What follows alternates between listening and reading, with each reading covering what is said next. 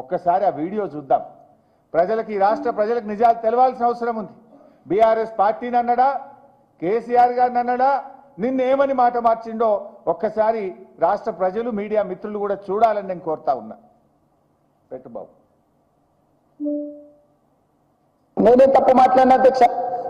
ఏమన్నా నేను ఆనాడు మీరు అధికారంలో ఉన్నారు, స్టేచర్ ఉండే, తర్వాత ప్రతిపక్షం స్టేచర్ పడిపోయింది, ఆ తర్వాత గుండు 0 వచ్చి 8 డిపాజిట్లు వెనక మార్చిరీలో పోయిందని అన్న అధ్యక్ష. నేనేమన్నా అధ్యక్ష, అందులో తప్పేముంది అధ్యక్ష?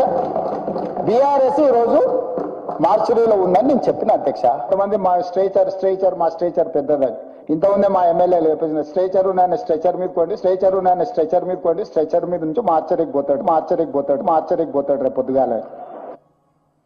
ఇంత స్పష్టంగా మీరు చూసిండ్రు.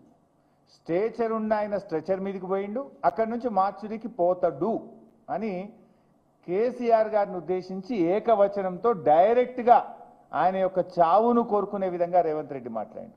నిన్న సిగ్గు లేకుండా అసెంబ్లీలో ఏమంటాడు, మళ్ళీ మాట మార్చి, లేలే నేను కేసీఆర్ని అనలేదు, బీఆర్ఎస్ పార్టీని అన్నా.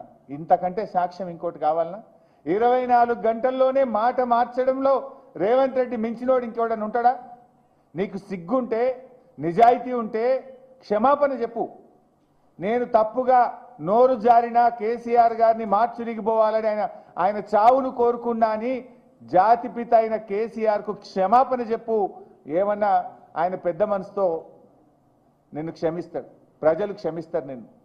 ఇలా కేసీఆర్ అంటే ఒక వ్యక్తి కాదు, తెలంగాణ రాష్ట్రాన్ని సాధించిన 4 కోట్ల ప్రజల కలలను నిజం చేసిన స్వప్నికుడు. నువ్వు ఆయన పట్టుకొని ఆ రకమైన భాష మాట్లాడుతావు. నేనేమంటాడు, మళ్ళా మాట మార్చేసిండు. మాట మార్చి నేను అట్లా అన్నానా అని నిన్న మాట్లాడే ప్రయత్నం చేసిండు. అసలు ఎన్ని మాటలు మార్చినావు రేవంత్ రెడ్డి? చెప్తే ఇదంటే చూడు, రాస్తే రామాయణం అంతా, చెప్తే భారతం అంత ఉన్నది నీ కథ. నువ్వు మాట్లాడిన అబద్ధాలు, నువ్వు చేసిన గోబల్స్ ప్రచారాలు అంతా ఇంత కాదు. ఎల్ఆర్ఎస్ మీద ఏం మాట్లాడినావు రేవంత్ రెడ్డి నువ్వు? ఆనాడు బీఆర్ఎస్ పార్టీ అధికారంలో ఉన్ననాడు ఇదే కాంగ్రెస్ పార్టీ ఆ రోజు మేము ఎల్ఆర్ఎస్ను తీసుకొచ్చి ఇల్లీగల్ ప్లాట్స్ను రెగ్యులరైజ్ చేసే ప్రయత్నం చేస్తే వీళ్ళు కేసీఆర్ గారు పేద ప్రజల రక్త మాంసాలు పీలుస్తున్నాడు అని మాట్లాడిండు.